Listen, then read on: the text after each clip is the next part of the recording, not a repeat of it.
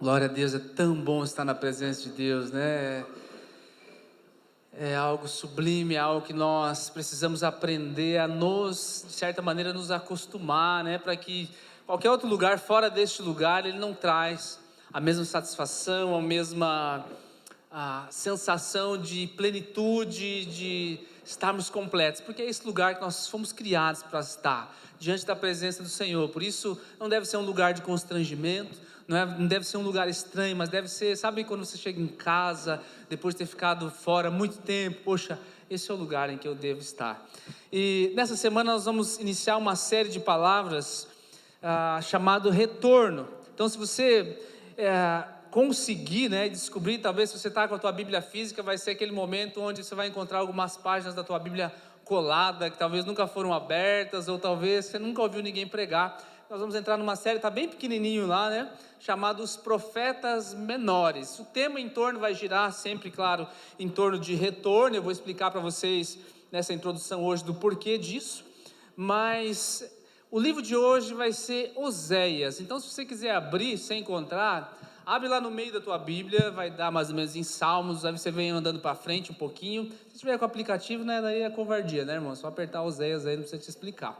Mas se você, né, estiver com a Bíblia aí física, venha para frente, você vai ver uma série de livros compridos, chamados de profetas maiores. São aqueles livros grandes, não é maiores porque eles foram maiores que os outros, mas porque o livro é grande. Oséias, Isaías, Ezequiel, vai estar nessa turma aí, e logo na sequência que acabar esses livros grandes, Jeremias, vai vir os profetas menores. Não são menores porque eles são inferiores aos outros, mas porque os livros são mais curtos, e é essa sessão que nós vamos nos concentrar nas próximas semanas. São 12 profetas, nós não vamos ver os 12 dentro da série, né, senão acabava o ano, mas nós vamos separar uma boa quantidade deles aqui. Se você vier adiantando, você vai encontrar o primeiro é Daniel, são 12 capítulos, então não é tão pequenininho, e aí na sequência já vem Oséias, que também não é tão pequenininho assim, né, mas enfim, comparado aos outros, ele tem 14, acha ali Oséias no capítulo 1, é onde nós vamos entrar hoje. Essa é a série baseada nesses profetas. Eu preciso te dar um contexto antes de nós entrarmos dentro de tudo isso aqui. Deixa eu fazer um resumo histórico para você bem rápido. Deus chama um homem no meio de um monte de gente idólatra, no meio de um povo do mundo, onde todas as pessoas praticamente adoravam vários deuses, adoravam coisas. E Deus chama um homem chamado Abraão. Ele fala: eu quero fazer uma aliança com você. Quero fazer de você, Abraão, que já é um senhor idoso, quero fazer uma nação, e eu quero mostrar para o mundo o que acontece com a nação que serve a Deus. Eu quero mostrar para o mundo como eu sou bom, para que eles voltem os seus olhos para mim, porque desde que o pecado entrou no mundo, o homem se afastou de Deus. Ele vai procurar Deus em tudo que é lugar, menos aonde deveria, porque essa é a nossa natureza caída. Nós não nos aproximamos de Deus por si só, a não ser que Ele nos atraia, é o que a Bíblia nos diz. Então Ele usa Abraão, aí vem toda a história de Abraão. Eles se tornam lá mais tarde com Jacó, mais ou menos uma família de 70 pessoas que vão para o Egito. Lá no Egito eles são escravizados, eles viram uma multidão de pessoas. Deus levanta Moisés para tirar ele daquele lugar. Agora eles são um povo, e lá no Monte Sinai Deus fala assim: lembra da promessa que eu fiz lá para Abraão? Eu quero fazer agora com vocês um povo, uma aliança. Eu quero mostrar para todo mundo na terra que eu sou Deus, que eu sou pai de vocês, que essas coisas que vocês têm buscado, elas só levam vocês para longe de mim, não é o intuito de vocês terem sido criados. Pois bem, aí depois Moisés morre, vem Josué, agora eles têm que entrar na terra prometida, para se estabelecer numa terra que Abraão tinha comprado lá atrás. Todo esse conflito da Palestina que a gente vê hoje, né? Se você for estudar a Bíblia, Abraão comprou, Abraão pagou lá atrás boa parte dessa terra quando ele estava lá, e agora eles entram de novo para conquistar a terra prometida que eles já tinham comprado lá atrás.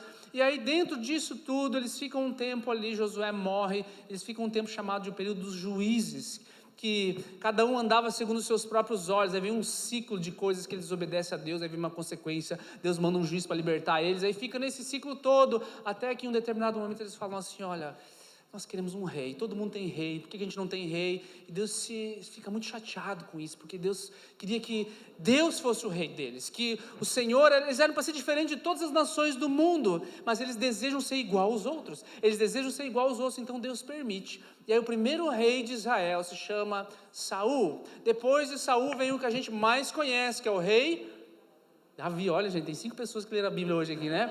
Veio o rei Davi que todo mundo conhece, poxa, um homem segundo o coração de Deus, Deus moveu o coração dele para que construísse um templo, para que Deus fosse adorado ali naquele lugar, mas Davi foi um homem de guerra, Deus fala assim, ó, vou deixar o teu filho construir, enfim, aí vem Salomão, no reinado de Salomão, Israel foi muito próspero, se expandiu o reino, as 12 tribos que eram tudo afastados uns dos outros, finalmente se uniram e agora eles são uma só nação, e aí vem aquela oração famosa lá de 2 Crônicas, a oração de Samuel, oh meu Deus, estou misturando já tanto personagem, de Salomão, e ele fala assim, Senhor me dá sabedoria, né, resumindo a história ali, e Deus fala assim, vou te dar sabedoria, e aí ele expande o reino, mas Salomão começa a fazer algumas coisas que Deus já tinha falado, que não era para fazer, não era para tomar muitas mulheres, não era para se misturar com outros deuses, sabe, Deus não queria que isso acontecesse. Salomão, por causa da prosperidade, muitas outras coisas eu vou abordar hoje aqui em Oséias,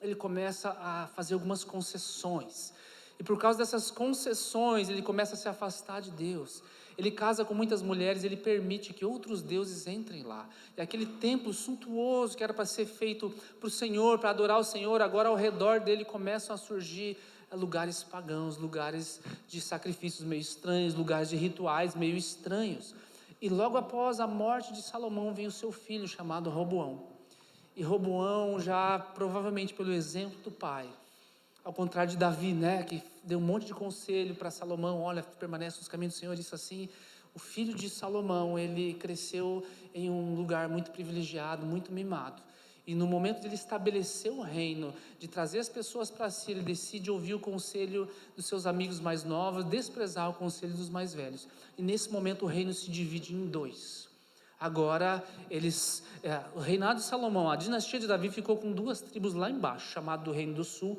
ou chamado de Judá, você vai ver agora daqui por diante, a Bíblia falando de Judá e Israel, eles estão divididos, não são mais a mesma nação, então o reino do norte agora é chamado de Israel, em alguns momentos ele vai se referir a Israel como Efraim, e agora o que acontece é que esses 2 reinos divididos passam-se ano após ano apenas se afastando de Deus.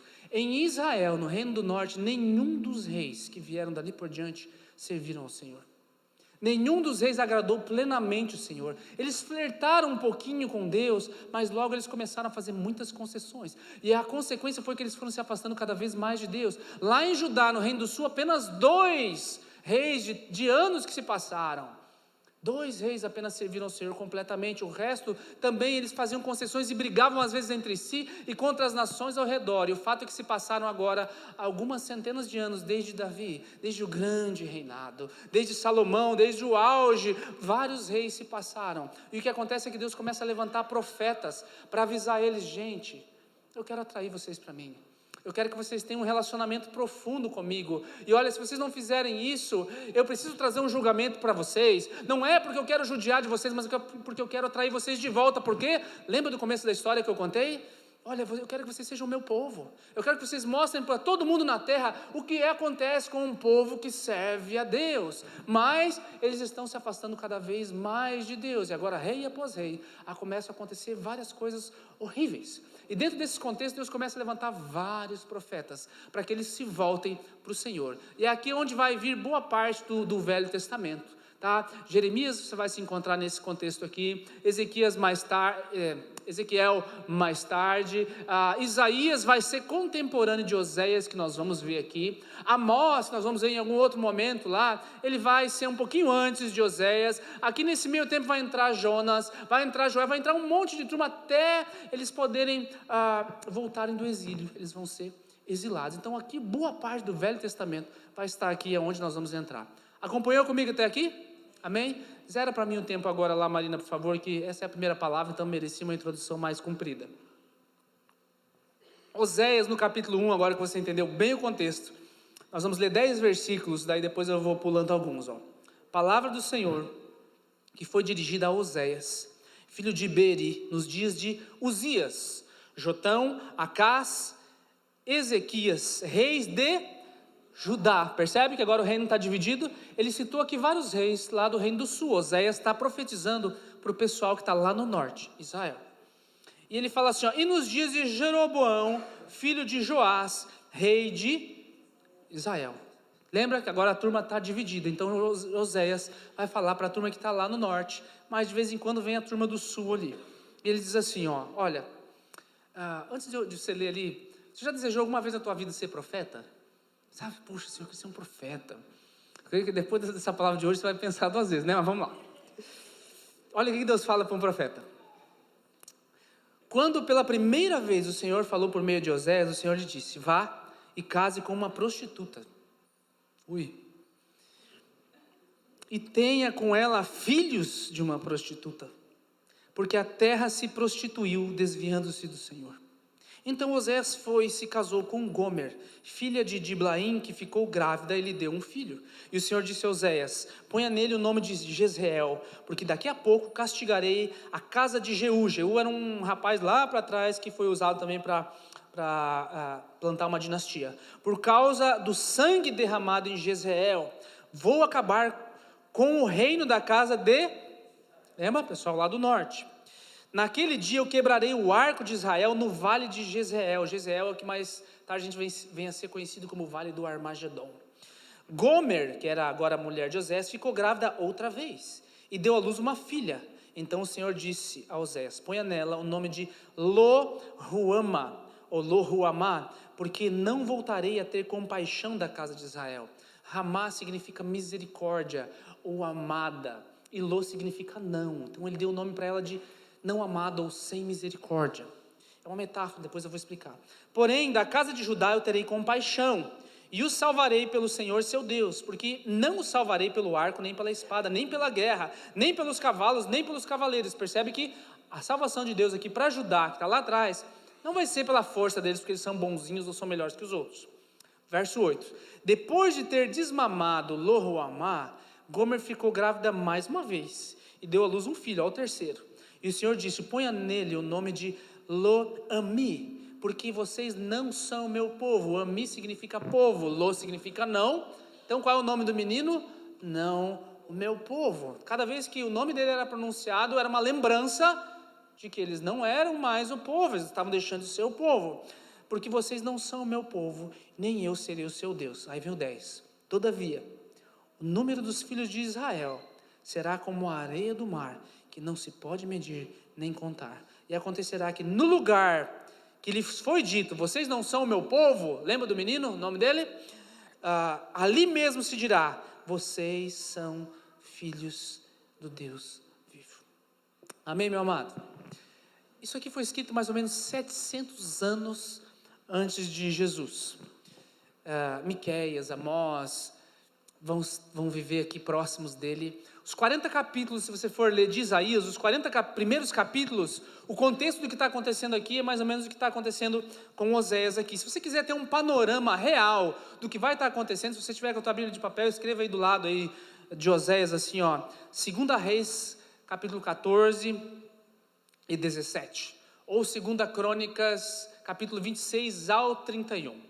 Você vai ver escrito lá em 2 Reis e em 2 Crônicas, tudo o que estava acontecendo enquanto Oséias está escrevendo isso aqui. Então, se você quer um contexto de como a turma estava vivendo, leia essa parte de 2 Reis. Agora você vai começar a entender um pouquinho melhor por que você lê uns pedaços aqui na Bíblia e lá na frente essa turma volta. Então, leia essa parte de 2 Reis e depois leia Oséias para você ver o que estava acontecendo. Mas o fato é que eu quero traçar 3 coisas que estão acontecendo que é muito interessante, para a gente possa olhar para a nossa vida hoje, na vida política, na vida espiritual e na vida material deles. É onde a gente vai olhar para nós hoje, para a nossa vida política, para nosso contexto político, para a nossa vida espiritual e para a nossa vida material.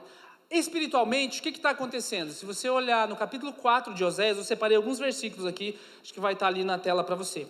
No verso 1 do capítulo 4 vai dizer, como é que Israel está espiritualmente? Lembra o pessoal lá do norte? Verso 1. Filhos de Israel, escutem a palavra do Senhor, porque o Senhor tem uma controvérsia com os moradores da terra. Olha só, não há verdade, nem amor, nem conhecimento de Deus na terra. O verso 2 do capítulo 4, mas apenas juramento falso, mentira, assassinato, roubo, adultério, a violência e homicídio sobre homicídio. Essa aqui é a vida espiritual deles, está vendo? A coisa não está boa. Está tudo meio desregrado. O verso 6 desse mesmo capítulo vai dizer assim, ó, o meu povo, um verso muito conhecido, o meu povo perece por falta de... Você até saberia dizer para mim, né? Mas deixa eu te falar que talvez você entendeu errado isso aqui antes, ou talvez você aplicou errado. Olha o contexto para quem ele está falando. Não é só conhecimento pelo conhecimento em si. Ele fala assim, ó, meu povo está sendo destruído, pois lhe falta o conhecimento. Ó. E aí, para quem ele dirige a palavra? Pelo fato de vocês sacerdotes. Percebe que ele não está falando só, ele está falando para o povo, e o povo está faltando conhecimento por causa do quê? Ele vai dirigir a palavra para os sacerdotes, para os pastores, para aqueles que deveriam estar falando que o povo deveria ouvir. É por causa disso que o povo perece. Eu vou entrar nisso aqui depois. Lhe falta o conhecimento, porque vocês sacerdotes rejeitaram o conhecimento, também eu os rejeitarei, para que não sejam mais sacerdotes diante de mim. Verso 8 vai dizer assim, ó, eles alimentam-se do pecado do meu povo. O seu maior desejo é que o povo continue a pecar. Sabe, o maior desejo é quero que continue assim mesmo, continue. Olha o estado deles, o verso 9 vai dizer, porque tal povo, tal sacerdote, eu os castigarei pela sua conduta, lhes darei o que merecem pelos seus atos. O verso 12 vai dizer assim, ó, o meu povo consulta os seus ídolos de madeira, e um pedaço de pau lhes dá a resposta, porque um espírito de prostituição os enganou, e eles prostituindo-se, abandonaram o seu Deus. Esse é o estado espiritual de Israel. Lembra? Toda a introdução que eu dei para você, era para ser o povo de Deus, era para ser um exemplo no mundo. Agora olha como é que eles estão. Então Deus levanta um profeta e fala para eles assim, ó, vou usar a tua vida para ser um exemplo.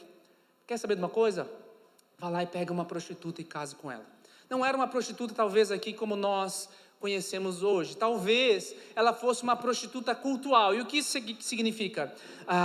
Vai falar aqui que eles começaram a participar dos cultos pagãos. Hoje no nosso mundo a gente acha isso, nossa pastor, que preconceito, não queria que eles fossem em outra igreja, não queria que eles participassem de outra religião. Eu vou abrir aqui o trecho de 2 Reis que fala como é que eles faziam nesses lugares. 2 Reis capítulo 17, verso 9, é o rei que está governando no tempo de Oséias, tá? Então olha o que acontecia, verso 9, 10 e 17, os filhos de Israel fizeram contra o Senhor seu Deus o que não era reto. Não é só me desviei e fui para outra igreja. Levantaram-se para si colunas e postes da deusa Azerá. Eu vou falar para você o que acontecia aqui. Em todas as colinas mais elevadas e debaixo de todas as suas árvores frondosas. Sabe o que acontecia nesses cultos da deusa Azerá? Era uma deusa da fertilidade.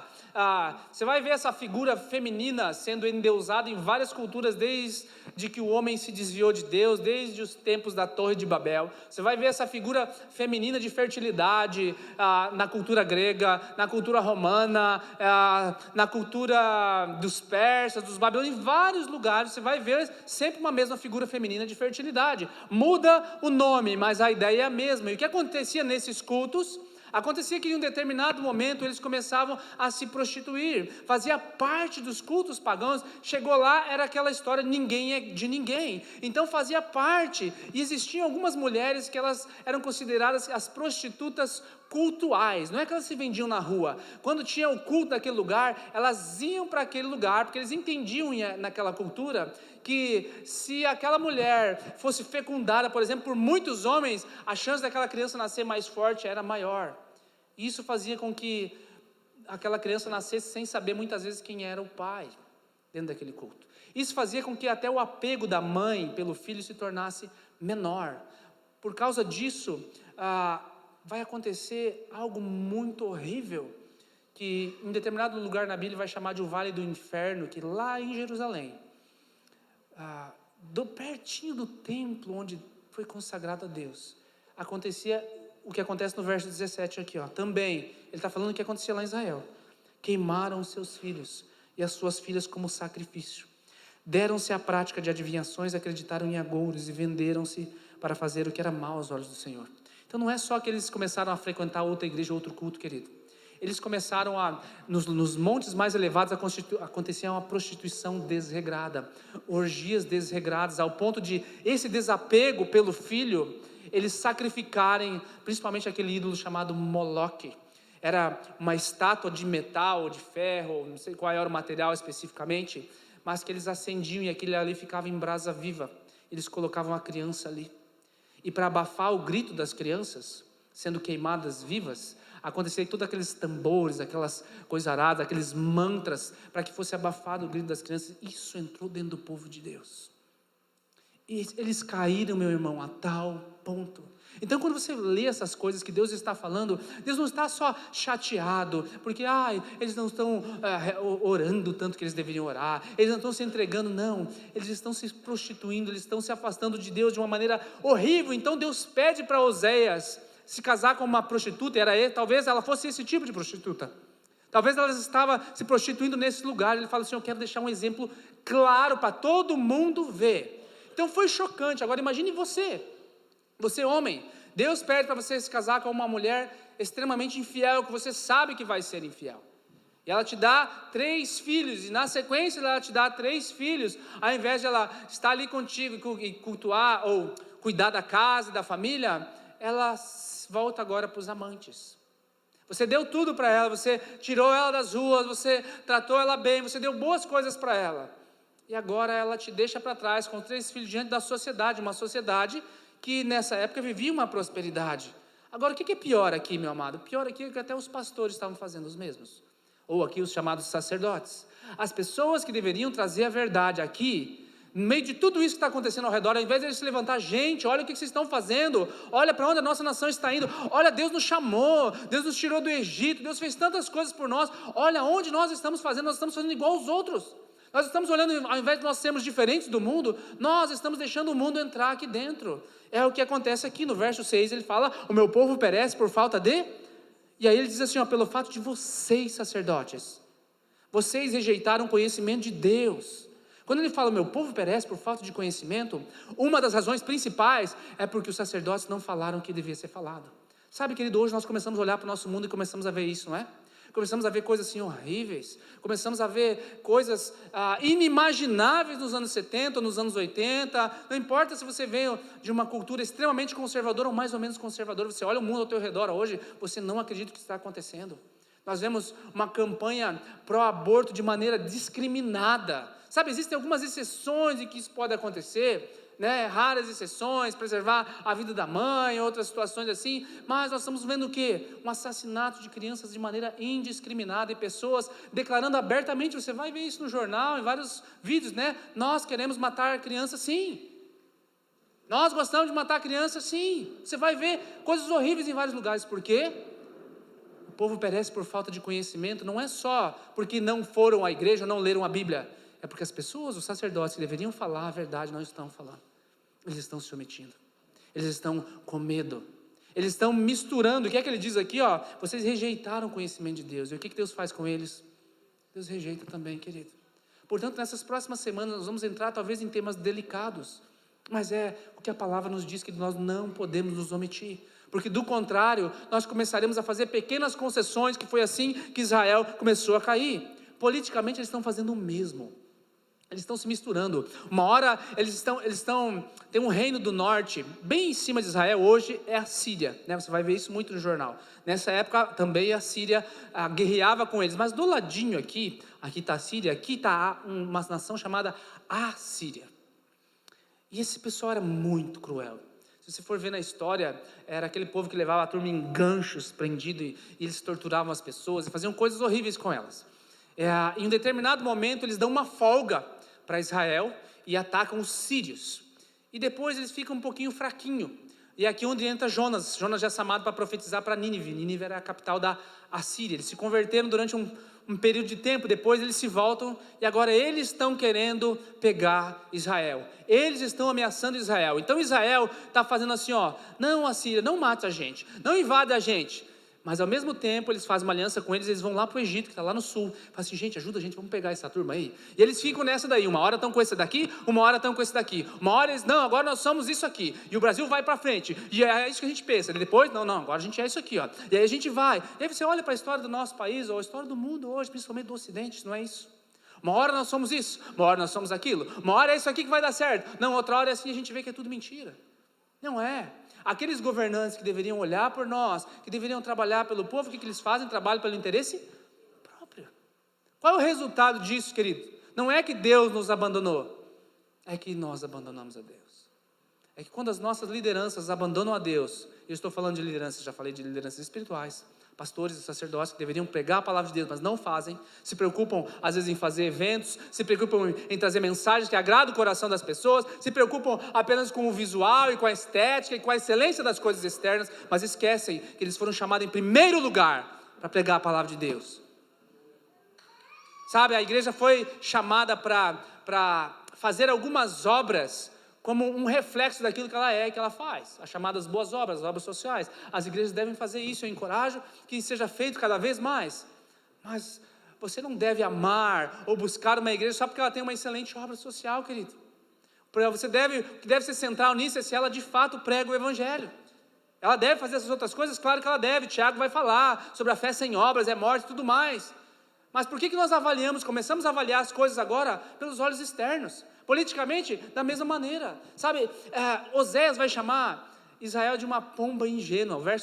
Capítulo 7, verso 11, vai dizer assim, porque Efraim, lembra que eu falei que quando ele chama Efraim, ele está falando para Israel, reino do norte. É como uma pomba ingênua, sem entendimento. Chama o Egito e se volta para a Síria. O que ele está falando? Olha, você não sabe o que você quer. Uma hora você namora com isso, outra hora você namora com aquilo. Portanto, não coloca a tua confiança, não deposita a tua confiança apenas nos sistemas de governo desse mundo, querido. Não importa se você é de direita, se é de esquerda, se é do centro, se é da onde. Sabe, eu creio que você deve defender os seus ideais, creio que você deve batalhar e lutar por um país melhor, por uma cidade melhor, e tudo isso. Quando chegar um pouquinho mais perto da época da política, eu vou trazer algumas palavras nesse sentido, qual é o papel do cristão em meio à política. Mas a nossa esperança não pode estar nessas coisas. Sabe, o único Messias que nós ouvimos de fato é Jesus. Não importa, mas o presidente, não importa se você ama ou não ama o nosso presidente atual. Nós entendemos que as pessoas o chamam de mito e de Messias, mas é um extremo. Você entende? Particularmente eu gosto de algumas coisas que estão sendo feitas, mas longe de mim depositar a confiança plena em um homem. Claro que eu quero que as coisas sejam feitas melhores para o país, é claro. E você, dependendo do que você crê, do que você entende, você vai escolher uma outra pessoa, não, eu acho que esse cara é bom, ok? Batalhe por algumas coisas, mas a tua esperança não deve ser isso. Isso não deve ser motivo de discórdia entre você e a tua família. Isso não deve ser motivo de discórdia entre você e a tua igreja, porque do contrário você cruzou uma linha entre o evangelho e a política que não deveria ser cruzada. As coisas podem se misturar? Pode. Devem, no meu ponto de vista. Você tem que exercer uma influência, mas você não pode perder a referência. Agora, nós vimos espiritualmente como Israel está, vimos politicamente como Israel está, mas agora, financeiramente, como é que eles estão? Há um paralelo muito grande com a nossa vida hoje. Nós lemos no verso 1 que o reinado era de Jeroboão II. E Oséias, ele passou por 6 reis, gente. 4 desses reis foram assassinados. Olha o ambiente que ele vivia. É como se ele passasse por 6 presidentes e 4 fossem assassinados. Só que o redor disso tudo é que eles estavam vivendo um tempo de prosperidade. Sabe, tinha o pessoal querendo invadir, guerrear, mas eles estavam vivendo um tempo de prosperidade aqui. Não estava faltando muitas coisas, estava acontecendo um monte de coisas. Só que essa prosperidade, ao invés de trazer eles para mais perto de Deus, levou eles a uma decadência. Como é que começa a decadência de uma nação? Pelo declínio moral. Como é que começa a decadência de uma nação? Pequenas concessões. Sabe, deixamos de ler a Bíblia nas escolas. Deixamos de orar nas escolas. Deixamos agora de fazer algumas coisas publicamente, porque isso ofende as pessoas. E aí nós estamos fazendo pequenas concessões, nós não estamos ofendendo as pessoas, não estamos obrigando ninguém, não somos a favor, como foi feito nas cruzadas, em algum momento da história em que se obrigava as pessoas a se batizarem, a se converterem, porque era uma falsa conversão, não é isso que eu estou falando. Nós estamos fazendo pequenas concessões, e o que acontece? Você começa a olhar a história do Brasil nos últimos 30 anos. Pequenas concessões, e agora, antes, onde havia um extremo conservadorismo, até poderia ver, as palmadas na reguada que tomava, Rona? Tomou reguada, você era arteiro, na escola, coisas assim, mas aí fomos para o outro extremo. O professor agora ele é extremamente desrespeitado. Sabe, os mais velhos, ao invés de receberem reverência, bênção pai, bênção mãe, eles são explorados financeiramente, pegam a aposentadoria deles, e largam eles em qualquer lugar. O conhecimento que eles tinham agora, não, isso já passou, isso já era, a tua era já era. E aí pequenas concessões começam a entrar dentro de uma nação, e aí vem o declínio moral. E aí começa a vir uma permissão. Gente, isso aqui não é novidade, isso aqui não é ano 2022. Olha para a história do mundo, isso se repete, cultura após cultura, não é novidade. Se continuar assim, uma hora vai dar errado, uma hora vai acontecer uma revolta, uma hora vai estragar tudo. Por quê? Porque é a história. Diz uma máxima por aí que o povo que não conhece a sua história está fadado a repeti-la. E é o que está acontecendo hoje no nosso país ou no mundo ocidental. Há uma permissividade, agora não se obedece nem mais às autoridades locais. Nós estamos ouvindo o que a Organização Mundial da Saúde vai dizer, se nós podemos ou não podemos abrir a nossa cidade. Baseado em quê? E aí pequenas concessões em que aí vai entrando um mundo sem lei. Por quê? Porque havia um tempo de prosperidade. Eu peguei um artigo aqui, um jornal americano chamado Money Week, que é um jornal financeiro. E eu não me lembro agora o nome do repórter, se você quiser depois eu te mando o link original. Mas ele fez um artigo sobre como é que estavam os Estados Unidos um pouquinho antes da Grande Depressão de 1929. Uma das grandes quebras da Bolsa de Valores do mundo aconteceu em 1929. E olha o que esse é um especialista, ele fala assim que na década de 1920, os Estados Unidos estavam em ascensão. Havia uma opulência muito grande antes da crise. Então perceba o que acontece muitas vezes antes da crise. Ele fala assim, que no final da década de 20, 60% das famílias americanas possuíam um carro. Comparado ao Reino Unido, que é a Inglaterra, 18 anos depois, 20% dos ingleses não tinham um carro ainda. Em 1920, 18 anos antes, 60% da população americana já tinha um carro. Então a coisa estava indo bem lá. Mais de 40% dos lares americanos tinham telefone. Você que é dos anos 70 aí, né? Você tinha telefone, sabe que era caro nos anos 70. Em 1920, os americanos já tinham um telefone de monte. E havia arrogância, claro. A arrogância é uma marca de quando nós estamos perdendo o rumo, quando as coisas estão prósperas para nós. O presidente Herbert Hoover, ele fez a seguinte declaração, olha só, vê se às vezes a gente não ouve isso aqui por aqui. Nós na América, 1928, nós na América hoje estamos mais perto do triunfo final sobre a pobreza do que nunca na história de qualquer país.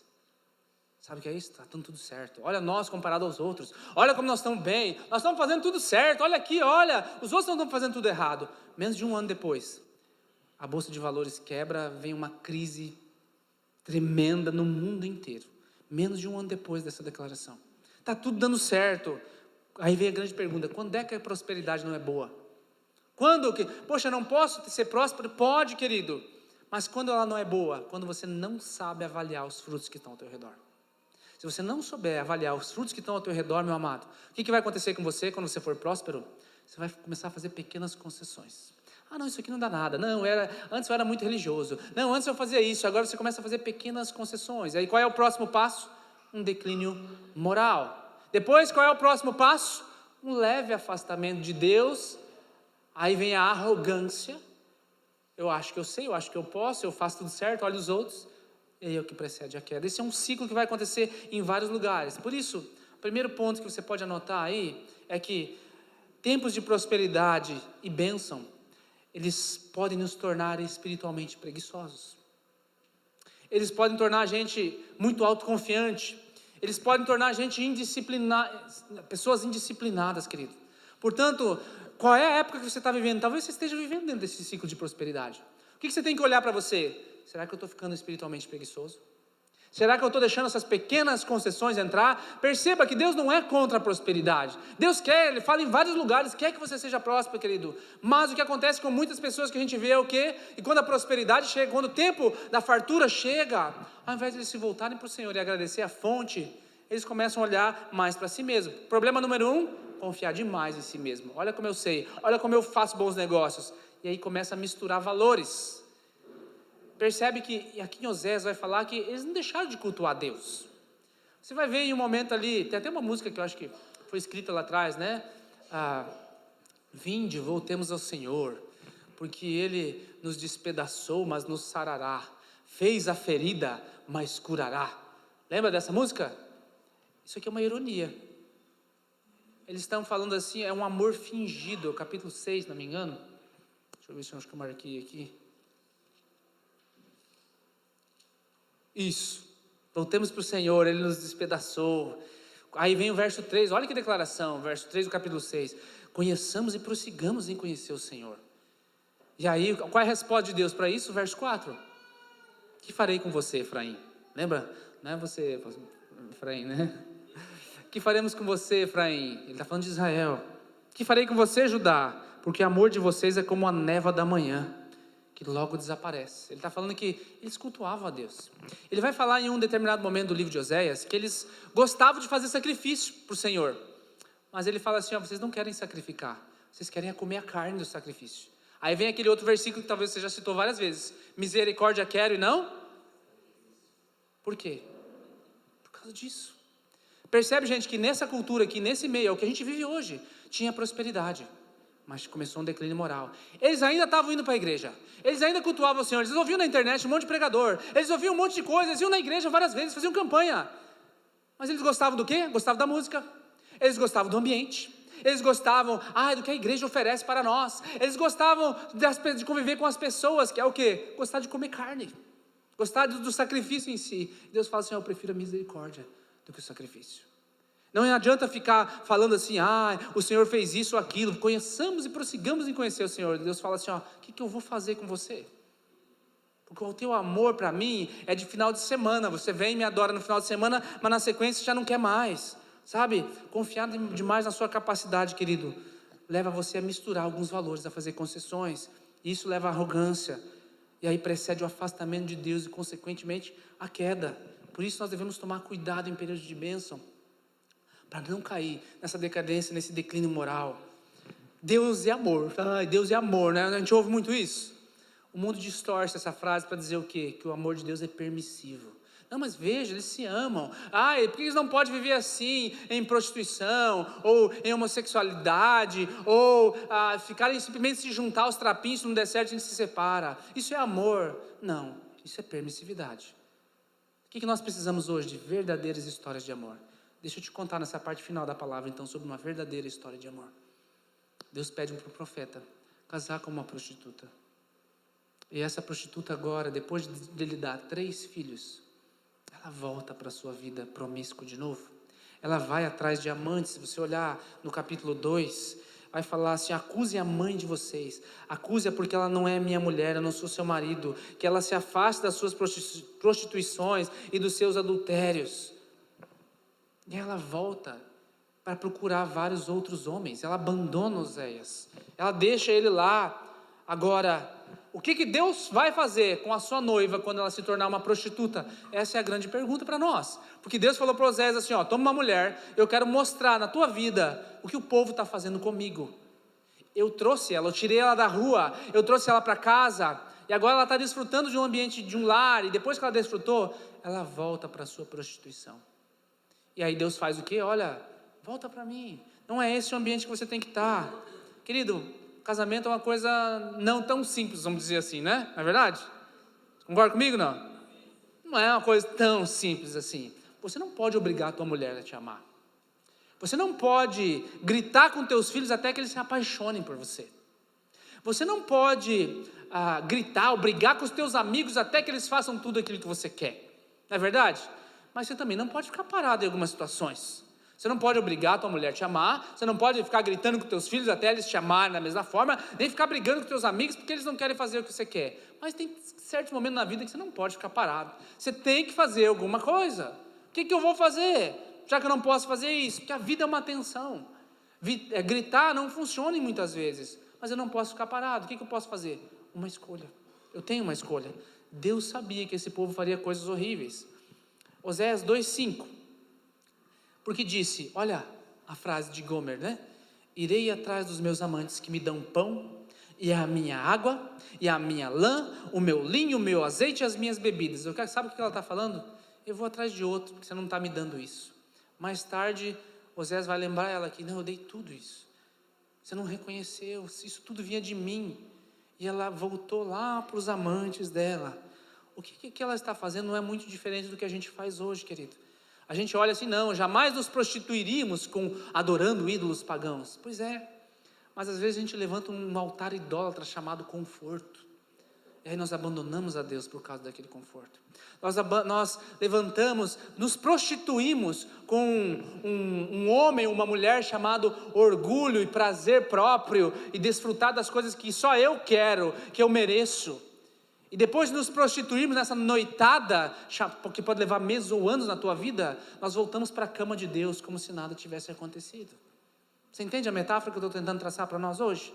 Sabe, nós nos prostituímos com muitas coisas, abandonamos o Senhor, né, e fazemos aquilo que a gente quer, e não nos importamos com a opinião dele, mas quando o amante não dá o presente, quando as coisas acontecem lá errado de onde a gente estava, a gente volta como essa prostituta diante do Senhor, entregando só o que restou para ele. Senhor, não, me acolhe de novo, me acolhe de novo. Quando a gente começa a pensar que a gente pode fazer tudo sozinho, meu amado, nós corremos o risco de nos tornarmos arrogantes. E aí qual é a sequência? Nos tornamos egocêntricos, e aí vem a queda. Por isso é que Paulo vai falar assim, ó, que nos gloriamos nas nossas tribulações, que é o ponto 2 aqui. Tribulações podem ajudar a corrigir a nossa fé. Sabe, não despreze a tribulação. Pode ajudar a corrigir a tua fé. Deus chama a atenção deles de muitas e muitas maneiras. Mas o que você entende aqui? Deus vai chamar a atenção para que você se volte para Ele, não para te judiar, não porque você errou simplesmente. Por quê? Porque a compaixão de Deus é sempre maior que a sua ira. Sabe, guarde isso com você, repita aí para você aprender. Diga assim: a compaixão de Deus é muito maior do que a sua ira.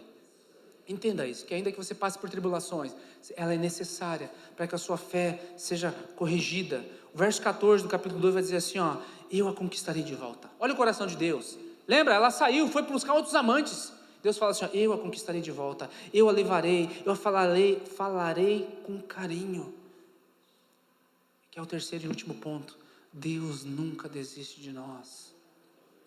O que acontece aqui na história é que agora Gomer se prostitui de tal maneira que ela tem que se vender como escrava.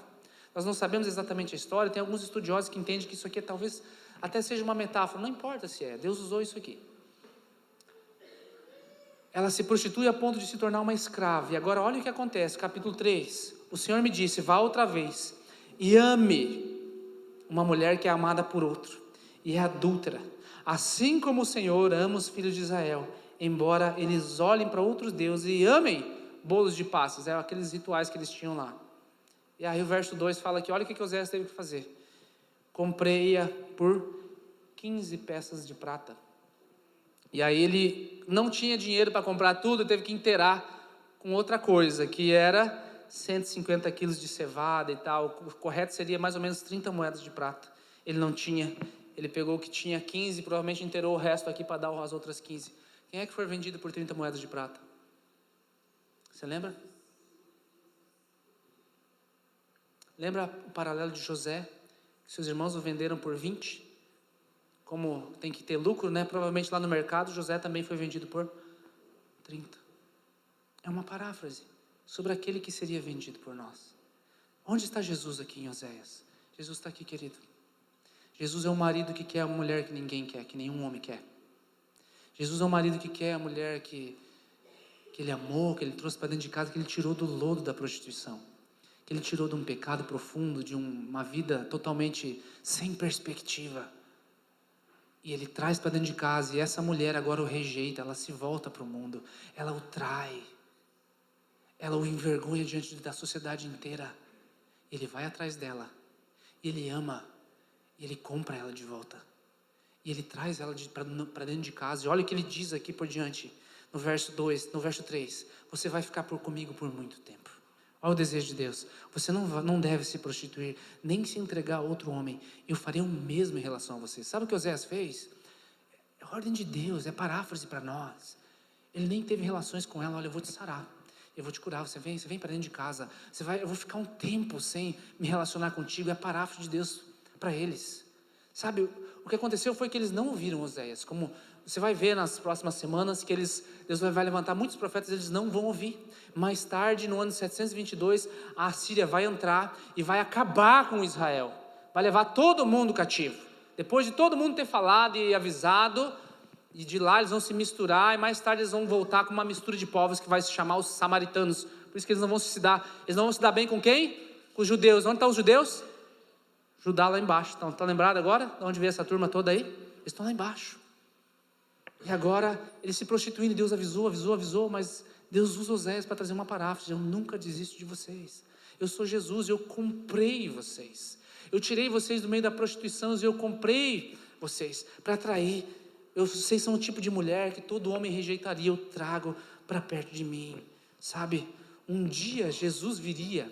Lembra dos filhos que se chamava Sem Misericórdia e Não Meu Povo? Um dia o Filho de Deus viria e receberia o castigo que nos traz a paz. Ele viria se tornar o Sem Misericórdia, para que nós pudéssemos ser chamados de meu povo. Você entende? Que Deus usou a vida de Oséias, querido. Agora, deixa eu te dar um último ponto aqui. Se Cristo for o teu objetivo, você nunca vai precisar de alguém ao teu redor dizendo para você que você precisa ser melhor, que você precisa ser melhor, você precisa se tornar melhor.